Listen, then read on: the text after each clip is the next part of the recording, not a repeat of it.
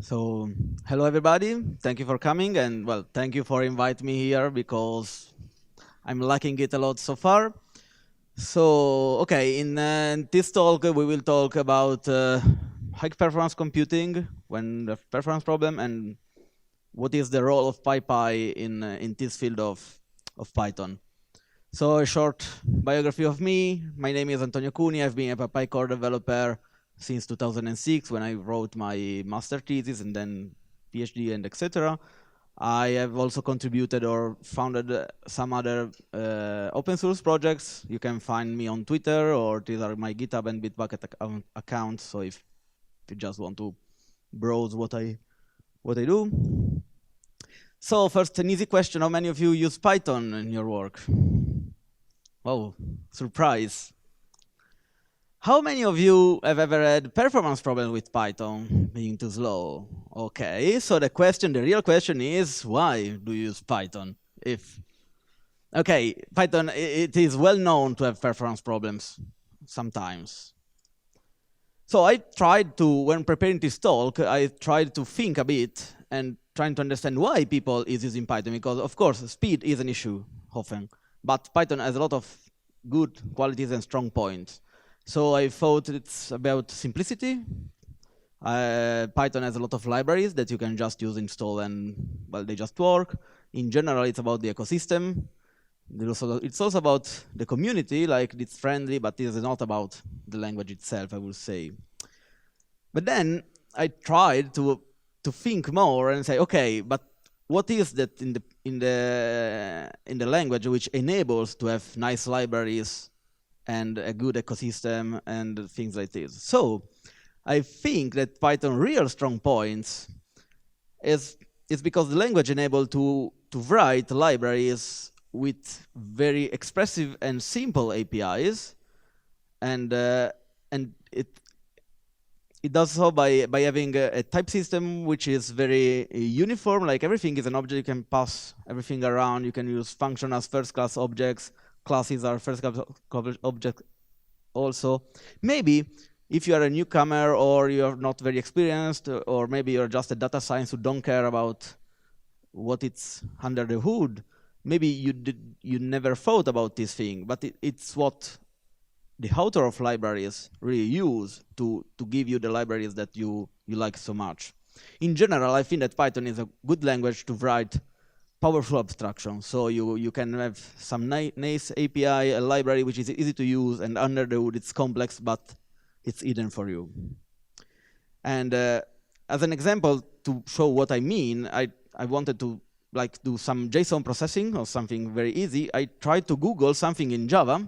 I actually Googled Java JSON example, and I found these to read an array. I mean, a JSON object with name and ingredients and recipes, I don't know. And this is the kind of code that you have to write in Java. You see, it's very ugly. I mean, you have to know to do a lot of this method code, and the attributes are inside strings and etc. It's just verbose. And then this is what you do with Python. So the fact that in Python you can override operators, you can you have iterators. You don't have to declare types, and so on, makes it possible to write this kind of code. And this is what you like. This is why a library like NumPy is very popular for scientists, because they can just write what they want without having to think about the language getting into their work. Okay, so Python has powerful abstractions, makes it easy to write good libraries. Okay, but this has a cost. So if you are a computer, you need to do certain operations. Let's say that this in pink is what I really want to do, what I really want the computer to do, to compute. Okay, but then I start, and then I write my algorithm. Then I start to put the algorithm into classes with methods and functions. Then I want to be able to iterate with a for loop. and then etc. Then every time in Python you do something, you have to create temporary objects. Maybe you don't even know, but in Python, temporary objects are everywhere. Every time you run one single line of Python code, you are probably creating at least 2 or 3 temporary objects which are allocated and thrown away just because of the way the language is designed and it works. As an example of what I mean and how it is hard performance, let's think about bound methods. So you have a class with a method which just returns a number. Very, very simple. In assembler, you just take the number and put it into a register of the CPU. One instruction.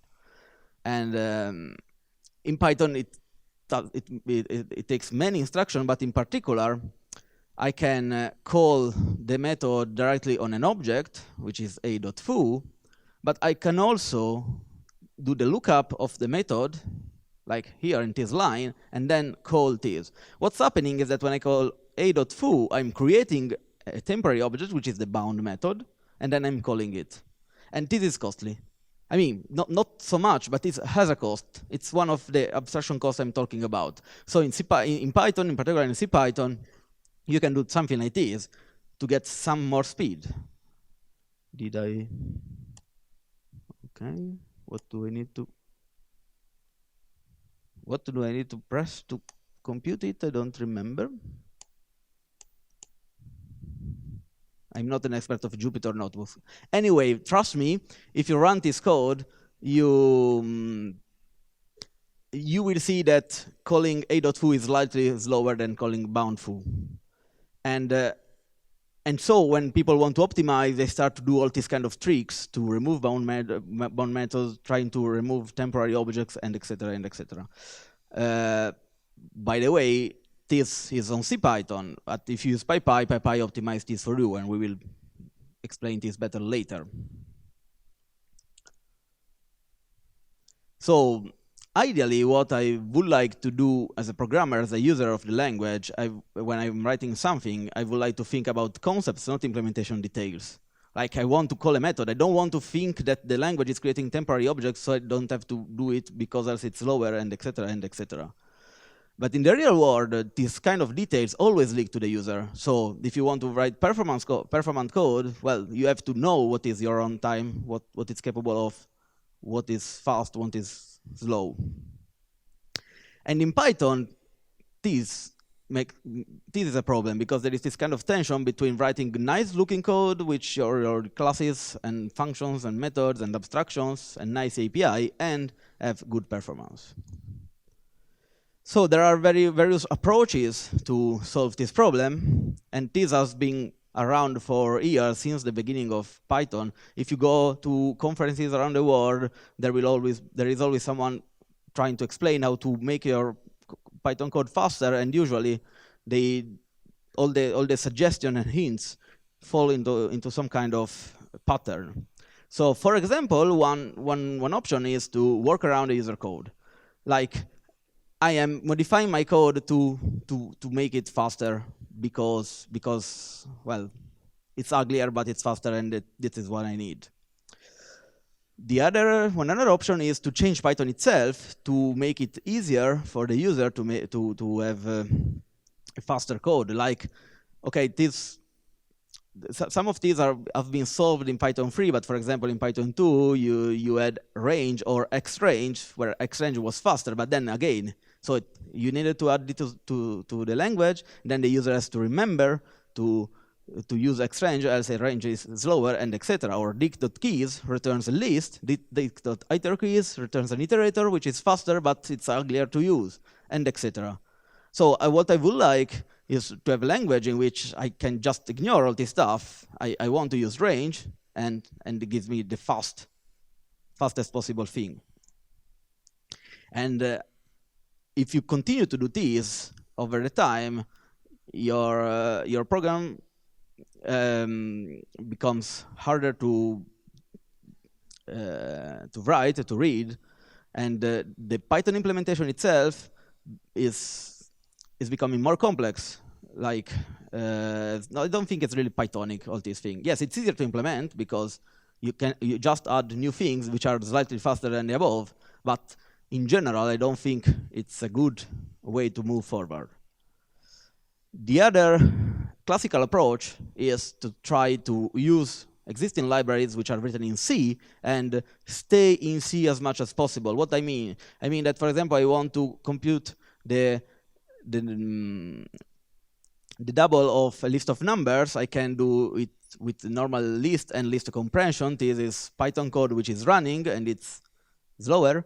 And this is the same using NumPy, which is written in C. So as long as you execute this, you are spending the code in spending the time in some piece of the code which is written in C, and then it's much faster than Python. And I think this is not working again. So yes, I pressed the shift, but even before, I don't know why it didn't work. Anyway, I think now it's working, it's computing. So you see that with NumPy, it's like 30 times faster, just because it's written in C instead of Python. So you learn after a while to refactor your code in a way that you spend most of the time inside C instead of Python. But again, after a while, it becomes uglier. I would like just to write the code I want, and the language runtime should do what's best for performance for me. I don't want me in personal to think about this stuff. And the first classical approach is, okay, we have this thing, it's slow, let's rewrite it in C. And this rewriting in C, and then you need a way to integrate with Python code, which can be done like the classical way. You write a C extension using python.h. You can use Cython. You can use CFFI, which is another way to call C code from Python. And in general, this is called like the 1910 rule. So the idea is that 90% of the time, of the computation time is spent in 10% of the code. So if you just optimize where you spend the time most, then you optimize the whole program. And this is correct, but for example, let's think about this. So this is, again, the block scheme, the block diagram I did before. So we have the core of computation, all our abstractions, and here we have other pieces of Python code, which takes some time to do. So I want to optimize it. What I do, I take the core of the computation and I write it in C, so it's faster. So I get here. So you see the total area of the diagram is lower, it's smaller, so it means that my program is running faster, but I still have the cost of the abstraction from turning my nice C algorithm into a Python object with a nice API. So what I do, I eventually start to rewrite all the abstraction layers in C, and from the inner to the outer, and then I arrive at some point like this. But then you see that, okay, my program is much faster than before, but what can I do next?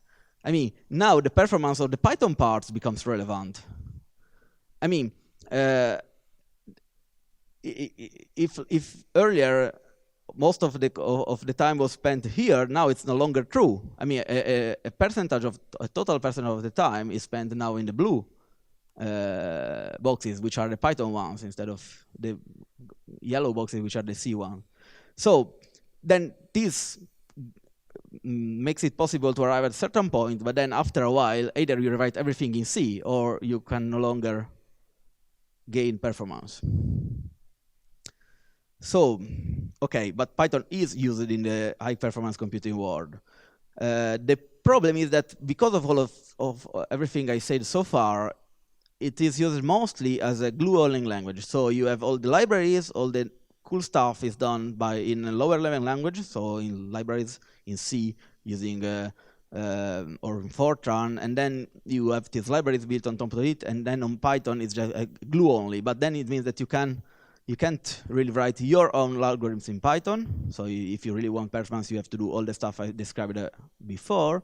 And in general, there is this trade-off and tension between the speed and the code quality. If you want a faster program, you need, well, it's harder to write and harder to read. Even Cython it's a good tool, but Cython code is worse than Python code to read, at least from my point of view. So that's where PyPy can help. So what is PyPy? How many of you knows what is PyPy or have heard of it? Good, so I can just walk away. So PyPy is an alternative Python implementation, it's an alternative Python runtime. So it's just something that instead of running your program using Python foo.py, use PyPy foo.py, and in theory, it's just run. Ideally, there is no visible difference to the user, so the programs just work. And it is the main property of PyPy is that it's faster than CPython. It's faster thanks to a JIT compiler, just-in-time compiler. So it means that during the execution of the program, we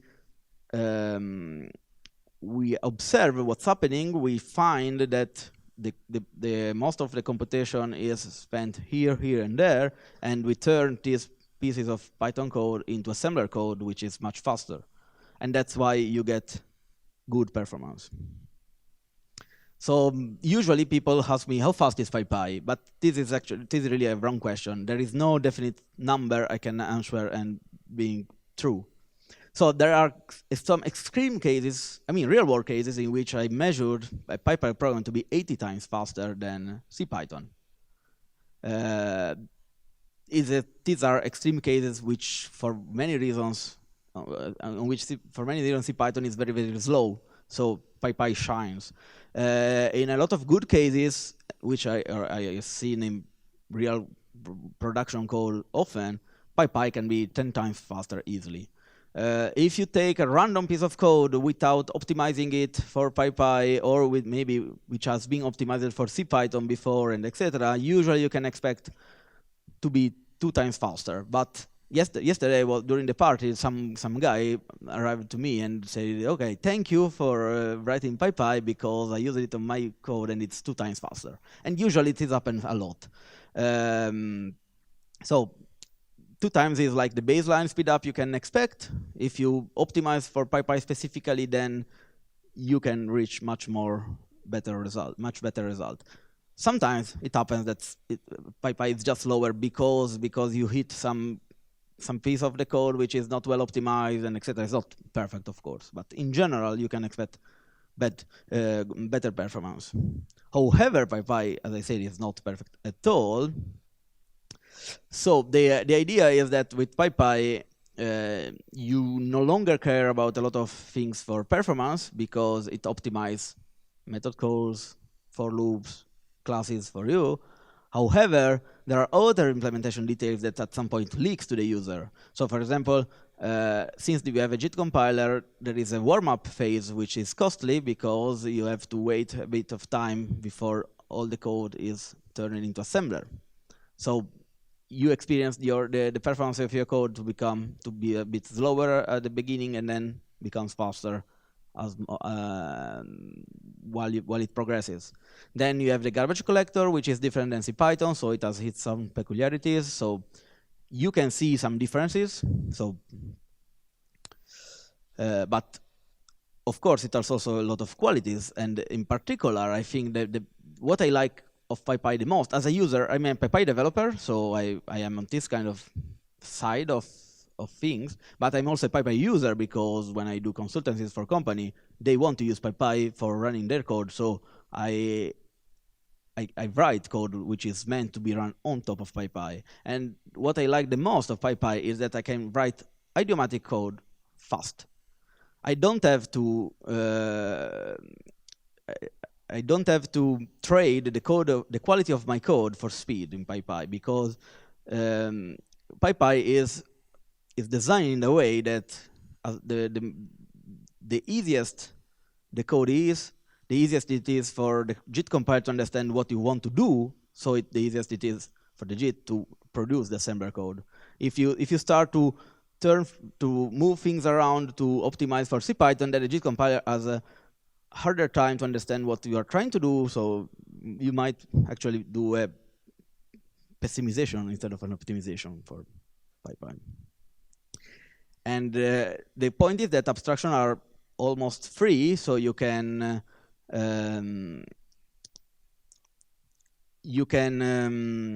okay, we will see it later. It's easier to explain with the diagram than with Word. In general, the better code, the biggest the speed up is compared to Python. So back to our diagram before. So we have the core of the computation and a lot of layers of abstractions which are costly. What I mean that in PyPy they are almost for free, I mean that when you run it on PyPy, your program becomes something like this. So you still have the core of computation, which takes a lot of time, but you see that all the outer layers are very thin because the JIT compiler managed to remove all of them away. So for example, you start with a while loop, which does something, then you put into a function, and the function call cost some performance on top of CPython, but on PyPy it's free. Then you put it in a class, and the class method call costs a bit of performance on CPython, but in PyPy it's free, and again and again. So PyPy removes all the cost of the abstraction. What's left is the cost of the computation you really want to do. I mean, there is at some point we can't optimize further because you really want your computer to do something. And as a side effect, you also optimize for free all the other parts of the code which you are not even thinking of them right now, but well, they are pure Python, so the JIT compiler is optimizing everything. And this really changes the way you think about Python, because it is no longer a glue language for calling C libraries. It becomes a first-class language in which you can write algorithms in a much better way and run them fast. So I have this example. I don't have time to show it because well, the time is running out.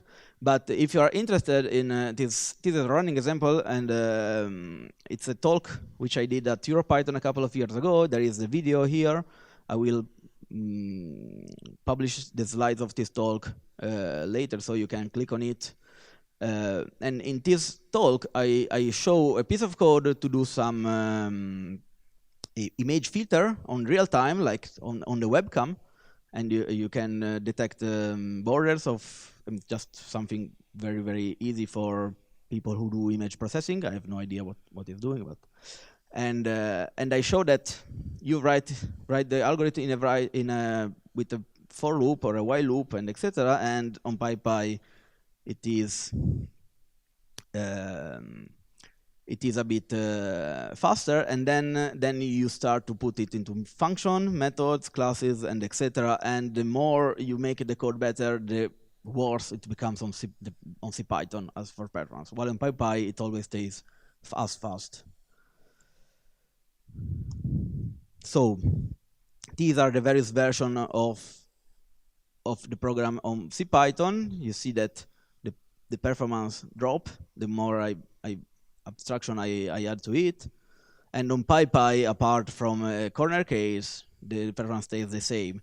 Don't be fooled, because here you see that on PyPy we had like 300 frames per second instead of 5 on CPython, or less than 1 at the version 5, which is the last and best. So it is like I don't know, it's 600 times faster or something like this. Okay, I made the computation. So the first version was 60 times faster, and the last one was more than 400.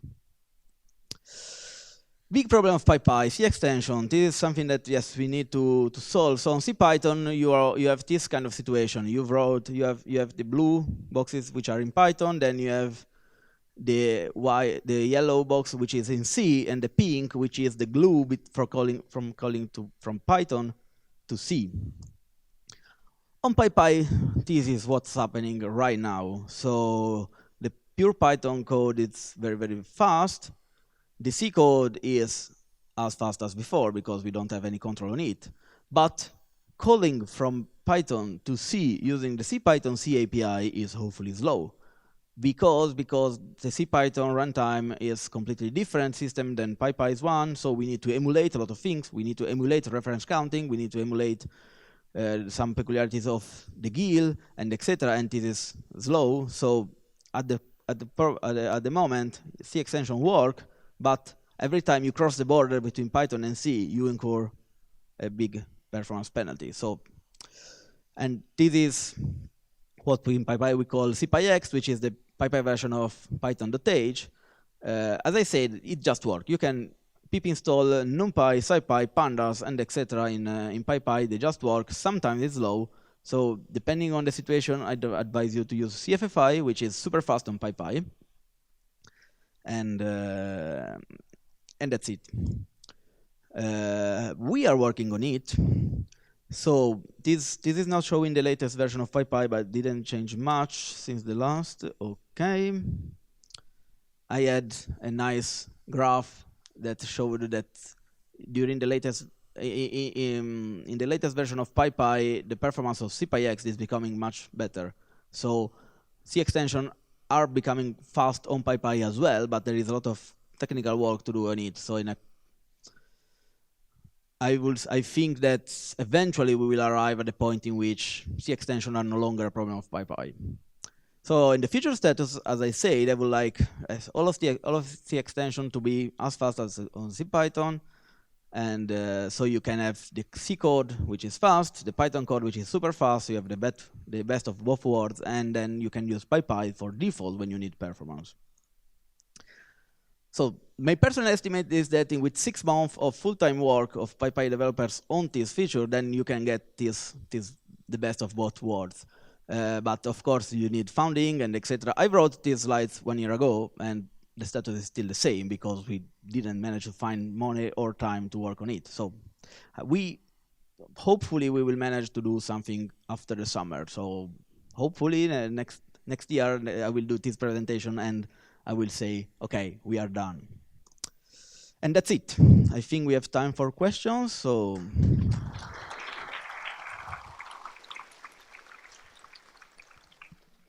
Your questions? Please raise your hands. We have a question over there.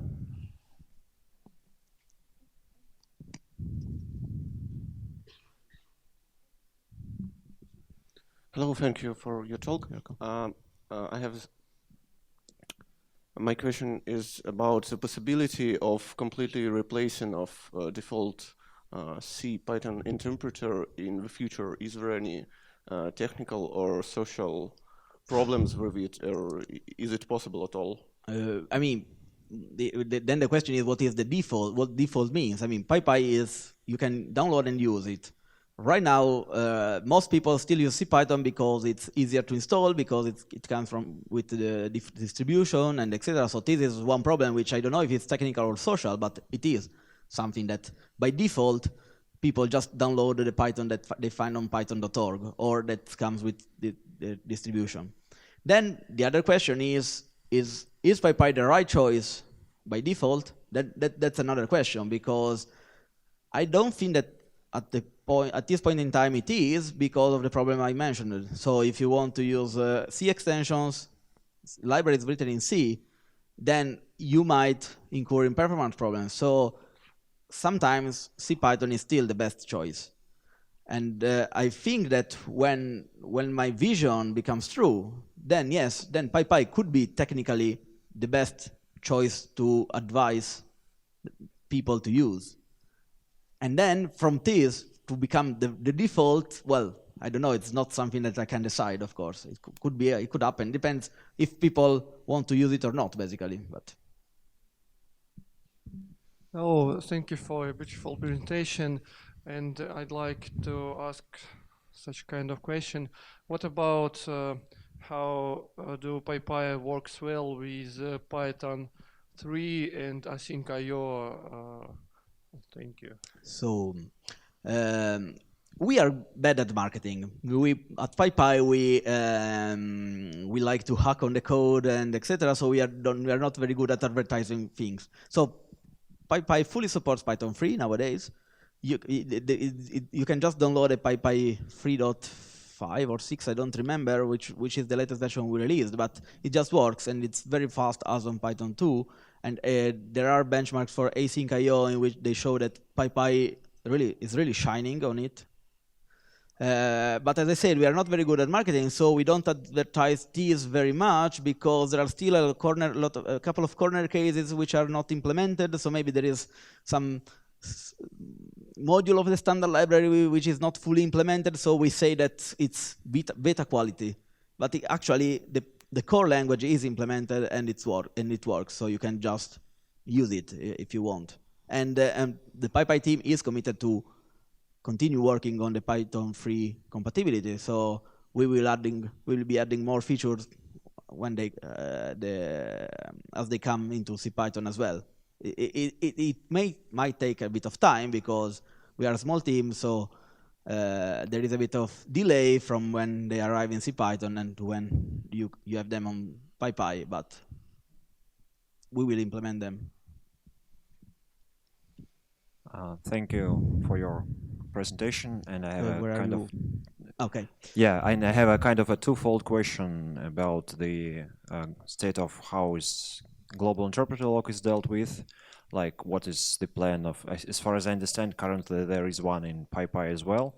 I think I saw some talks by Armin showing its transactional memory approach, and if you could say some words on that and its status and what's going to become with it. Yes. Thanks. So you are correct. PyPy has a GIL, like as in CPython, and so if you have threads, they run one at a time. There is an experimental branch to remove the GIL, so you can have a free threading in Python. And in PyPy, it is easier to do that than on CPython, because in CPython you have reference counting, so you have to add the locks everywhere. Every time you manipulate the reference counting, PyPy as a garbage collector, so you just need to fix the garbage collector to do it, and then you have to put careful locks in a couple of special places. A couple of years ago, there was a talk at EuroPython by Maciek Wichalkowski and Armin. They say that they could remove the GIL if there was interest, and we were looking for funding. But nobody showed up, so it seems that everybody thinks that they don't want the GIL, but nobody is actually willing to do it for real. So it's technically doable. I don't think that it will happen soon because we have other priorities. But yes, if some company arrives and tell us, okay, we want a PyPy free GIL, then yes, we can do it. And the second question was about transactional memory, which was a research project, an experiment to have parallel execution in Python. And I think the conclusion was that the concept worked. So you had something that you could write threads with transactional memory in, but Python as a language is too complex to use it for real. Because what I never tried, but Armin told me that you could have like an example in which it was very, very fast. Then you change one line of the code and you get tons of conflicts because of this, and then it becomes 1,000 times slower and you have no idea what's happening, so you have to debug these, and then next time you change it, you are again in the same problem. So I think that as a research project it was very, very good, but it didn't turn into something usable.